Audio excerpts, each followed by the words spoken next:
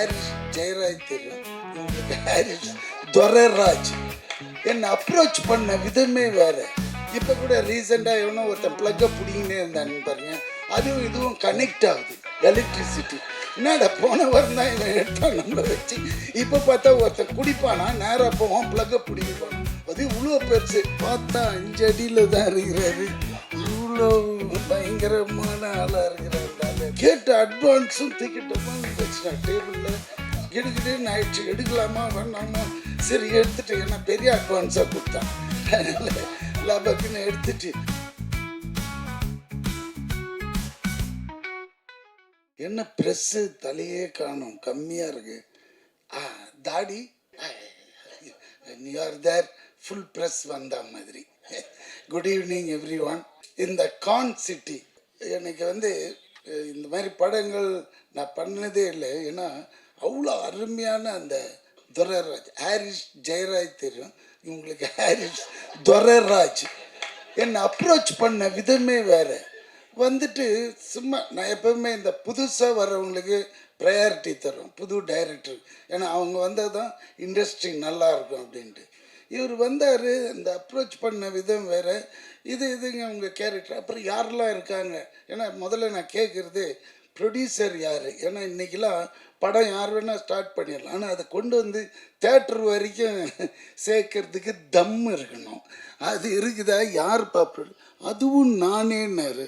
பார்த்தா 5 அடியில் தான் இருக்கிறாரு. இவ்வளோ பயங்கரமான ஆளாக இருக்கிறார் அந்த ஆள் அப்படின்ட்டு.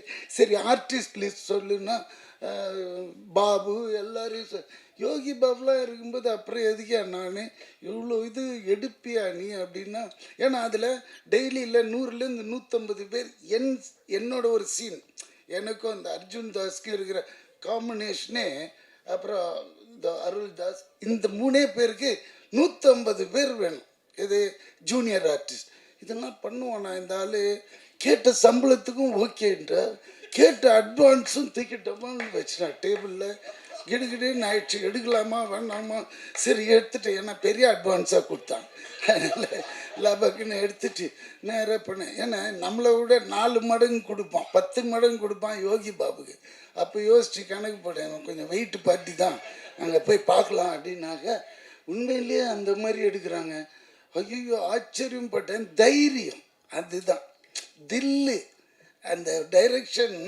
என்னன்னா அவனே எல்லாமே one man show and nice. அந்த டிஓபி கூட பார்த்தீங்களே, என்னது ஃபாக்ஸியா பவுன்சியா, அந்த ஃபாக்ஸி இங்கே தான் அந்த பேண்ட் ஷர்ட் போட்டு முழுசாக வரான். அங்கே வரும்போது பிக்னியில் தான் வருவான், எல்லாமே திறந்து கிடக்கும்.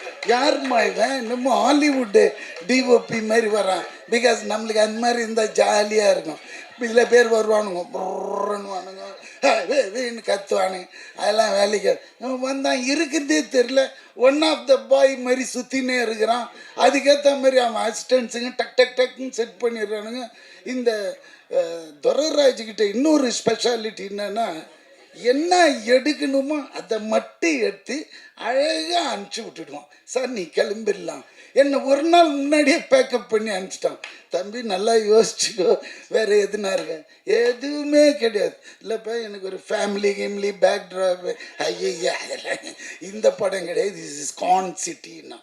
தாடி கான் சிட்டின்னா உனக்கு என்னன்னு தெரியுமா? தெரியாது. இது எடுக்கிறது எழுதுறது, உல்டாவாக எழுதி விட்டுடுறது, அதே பொழப்பு. கான் சிட்டினா மோசமான சிட்டி, அது உள்ளே என்னெல்லாம் நடக்குதுன்றது. பீங்க ஒரு எலக்ட்ரிசிட்டி போர்டு ஆஃபீஸர் நான், அவ்வளோதான். இந்த பணம் கலெக்ட் பண்ணி போகிறது. இப்போ கூட ரீசெண்டாக எவனோ ஒருத்தன் ப்ளக்கை பிடிங்கினே இருந்தான்னு பாருங்க, அதுவும் இதுவும் கனெக்ட் ஆகுது, எலக்ட்ரிசிட்டி. என்னடா போன வாரம் தான் இவன் எடுத்தான் நம்மளை வச்சு, இப்போ பார்த்தா ஒருத்தன் குடிப்பானா, நேராக போவான் ப்ளக்கை பிடிங்கிட்டு போனான். அது இவ்வளோ பெருசு. அதே மாதிரி செட்டு போட்டாங்க. இவன் எனக்கு அங்கே தான் ஆச்சரியமாக இருக்குது, இவன் செட் பண்ணி எதுனா பண்ணிட்டானா அப்படின்ட்டு. ஏன்னா அவன் பிடுங்கணும். அப்புறம் 3ஆவது நாள் பிடிச்சிட்டாங்க போலீஸ். ஏன் அது மாதிரி பண்ணின்னு இருக்கிறேன்னு கேட்டால், அவன் டாஸ்மார்க் போவான்னா நேராக போவான், அந்த ப்ளக்கை பிடிங்கிடுவான். ஏன்னு கேட்டதுக்கு அடிச்சு உரிச்சிட்டாங்க. என்னங்க சொல்லியிருக்காரு, நான் சொன்ன பார்ட்டிக்கு இவங்கெல்லாம் ஓட்டு போடல, இவங்க எப்படி கரண்ட்டில் ஜாலியாக தூங்குறது அட பாவி டேய், அது எவ்வளோ குழந்தைங்களாம் இருக்கும், வயசானவங்களாம் இருக்கும், சம்மர் வேற, இந்த நேரத்தில் எப்படி பண்ணிக்கிறான்னு குழந்த. ஸோ இதுவும் அந்த மாதிரி ஒரு ட்ரூ இன்சிடென்ட்ஸுங்களை அழகாக கோப்பப் பண்ணி எடுத்திருக்கிற அந்த டைரக்டர். கண்டிப்பாக அதாவது சொன்ன டைமில் முடிஞ்சு திடீர்னு ஒரு ஃபோன் கால் போன வாரம், சார் படம் வந்து அடுத்த வாரம் ரிலீஸ். ஷாக்கு. ஏன்னா இதுமாரி படங்கள்லாம் வந்து அப்படியே நின்று போயிடும். ஆனால் இது கொண்டு வர்றான் பாருங்க, அங்கே தான் சார் தம்பி உன்னோட பேக்ட்ராப் என்ன பண்ணாக்கா அஸ்டன்றான், ஈபின்றான், எதுவுமே சரியில்லை, எல்லாமே நெகட்டிவாகவே விழுது மார்க்கு. புரியுதுங்களா? ஏதாவது ஒரு வசதிப்பா அப்படியே ரொம்ப கஷ்டப்பட்டு தான் வந்தேங்க லைஃப்பில். ஐயோ இப்போ அவ்வளோ இதுவாக இருக்குது அப்படின்னு நம்மளுக்கே பாவம் தோணுது. ஆனால் நல்ல ட்ரீட்மெண்ட்டு, நல்லா வருவார். அதே மாதிரி ஏன்னா இந்த டிஓபியை வச்சே நான் சொல்கிறேன், ஏன்னா எனக்கு அதிகமாக மற்ற டெக்னீஷியன்லாம் தெரியல.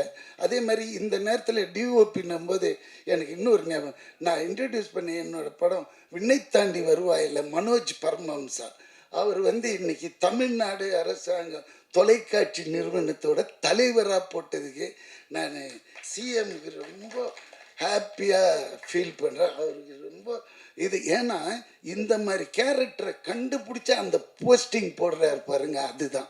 ஏன்னா ஃப்யூச்சரில் வந்து இல்லை நிறைய டிஓபிஸ் வருவாங்க. ஏன்னா அவன் வந்து very strong and very straight forward fellow அந்த மனோஜ் பரமஹம்சா. ஐ யூஸ் டு கால் இம் மாஞ்சான்ட்டு. ஏன்னா மாஞ்சானா எப்படி இருக்கும், காத்தாடியில் மாஞ்சா கயிறு பார்த்துருக்கீங்களா, போட்டிங்கன்னா பறக்குன்னு கை ஏமாந்திங்கன்னா கை நறுக்குன்னு போயிடும். அந்த மாதிரி ரொம்ப ஸ்ட்ரிக்ட்டு, ரொம்ப இது எல்லாருக்கும் சொல்லி தருவோம். இன்றைக்கி இருக்கிற டெக்னாலஜி இது கரெக்டான இடத்துல அவரை போட்டிருந்தாங்க. அது இன்றைக்கி பார்த்த நியூஸில் ரொம்ப ஹாப்பியாக இருந்து அதையும் இங்கே சொல்லணும்னு நினச்சேன், அதையும் சொல்லிட்டேன். அதேமாரி இந்த சாங்ஸ் ரொம்ப நல்லா இருந்தது. அண்ட் ஃபஸ்ட் டைம் எடிட்டர் மாதிரியே தெரியல, நிஜமாக ஆண்டனி அளவுக்கு கிளாஸ் இருக்குது எடிட்டர், ஆண்டனி அளவுக்கு நிஜமாகவே. ஏன்னா இப்போல்லாம் படம் பார்க்கறதுக்கு நீங்கள் என்ன தான் பண்ணாலும் இவங்க ப்ரெஸ் கொண்டு போய் சேர்த்துருவாங்க, என்ன பண்ணோம் இது எப்படிலான்ட்டு. பட் இருந்தால் கூட கண்டென்ட்டு இருந்தால் கூட அதில் இருக்கிற ரா மெட்டீரியல் யாருன்னு பார்ப்பாங்க. அந்த காலத்திலலாம் நம்ம பார்ப்போம், ஃபாக்ஸ், வார்னர் பிரதர்ஸ்னால் கண்ணை மூடிட்டு டிக்கெட் எடுத்துகிட்டு உள்ளே போய் படம் பார்ப்போம், இங்கிலீஷ் படங்கள், ஹாலிவுட் ஃபிலிம்ஸ். ஏன்னா அவங்க சும்மா கை வைக்கணும். இப்போல்லாம் இங்கே எப்படி பார்ப்பாங்கன்னா இதில் யார் ஆர்டிஸ்ட்லாம் இருக்காங்க அப்படி பார்த்தீங்கன்னா இந்த வடிவுக்கரசி அம்மா, பாபு, அப்புறமா இந்த இவர் அர்ஜுன் தாஸ், அப்புறம் இவரெல்லாம் செம குணச்சித்திர நடிகராக போக வேண்டியது. அப்படி மூஞ்ச காய்ச்சி கசக்குனாலே இந்த அருள் எதிர இருக்கிறவன் குடல்லாம் பிறண்டுடும். அந்த மாதிரி நடிகராக இருந்தாலும் நிஜமாவே கேமராமேன்லாம் கீழே விட்டுட்டு ஓடிடுறான் அந்த ஃபாக்ஸி. இவர் கத்துக்கு நல்லா பேச பசங்க அப்படின்னு இல்லை, நான் அது கரெக்டாக வர மாட்டேன், அவன் திருப்பி வரணும் இப்படி. அது மாதிரி இங்கே போய் நில்லுன்னா ஒரு 4 கொஸ்டின் கேட்பார் அவர், எதுக்கு என்ன அங்கே நிற்க சொல்கிறேன் அப்படின்னு. அந்த மாதிரி பயமுறுத்தவர் இது.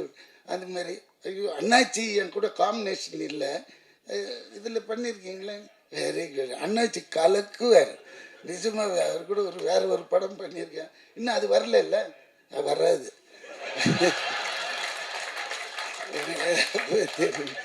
அதனால் இந்த படம் உண்மையில் எனக்கு அவ்வளோ ஹாப்பினஸ்ங்க. ஒரு படம் ரிலீஸுக்கு வருதுனால சந்தோஷம். அவ்வளோ ஹார்ட் ஒர்க், அவ்வளோ கஷ்டங்க, சாதாரண விஷயம் கிடையாது. அந்த மனுஷன் பாவம் எவ்வளோ நாள் தூங்கியிருப்பான்னு தெரியாது ஆரம்பிச்சுட்டு. ஏன்னா இந்த படம் வருமா வர அப்படி தான் இன்றைக்கி இருக்குது நிலைமை. அது தேட்டரில் கொண்டாந்து இது கண்டிப்பாக ஹிட் ஆகி உங்களுக்கு பெரிய லெவலில் ஓடிடியில் உங்கள் பின்னாடி துரத்தின்னு வருவாங்க. ஏன்னா இங்கே ஓடுனா தான் அவங்க வருவாங்க, அது மாதிரி. ஸோ இந்த படம் பெரிய லெவலில் ஹிட் பண்ண உங்களோட ஒரு தடி கொஞ்சம் வசதியாக ஏற்றி விடுன்னா. ஆமாம், ஏன்னா அப்போ தான் தெரியும் ஜனங்களுக்கு. நம்ம ஒரு சொம்பு குடம் வச்சுருந்தாலும் தட்டி காய்க்கணும், உள்ளே தண்ணி இருக்குது ஃபுல்லான்ட்டு. வெறும் குடம் நினச்சி போயிடுவாங்க. அதனால் கொஞ்சம் தட்டி காட்டி தலையை ஆட்டுதான். இப்போ காஃபி கீஃபி டிஃபனை கொடுங்கப்பா. ஓகே பாய் பாபு, கரெக்டாக அடுத்தது நீ கொஞ்சம் கலக்கி விட்டு. ஓகே பாய் பாய். ஹீரோயினை சொல்லவே இல்லை. எப்பவுமே எனக்கு ஒரு பேடுங்க, ஹீரோயின் கூட இருக்காதா, நம்ம ஒரு சப்போர்ட்டிங் ஆக்டர், இந்த ஹீரோ கூடயே ட்ராவல் ஆகிட்டு போயிடுவோம். இந்த ஹீரோயினுங்க கோச்சின்னு மனசுக்குள்ளேயே திட்டிக்குவாங்க, சும்மா போகும்போதே தடிக்கு உழுந்து பல்லு கில்லு வச்சுக்கும். அதனால அம்மா எதுவும் இது பண்ணது எனக்கு அவ்வளோ தெரியும். ஏன்னா அந்த அம்மாவும் எனக்கு தெரியும் ஒரு 20-25 இயர்ஸாக. அதனால பேசிட்டேன். என்னடா அர்ஜுன் தலை குஞ்சு சிரியாது. Okay, bye, take care. I love you all.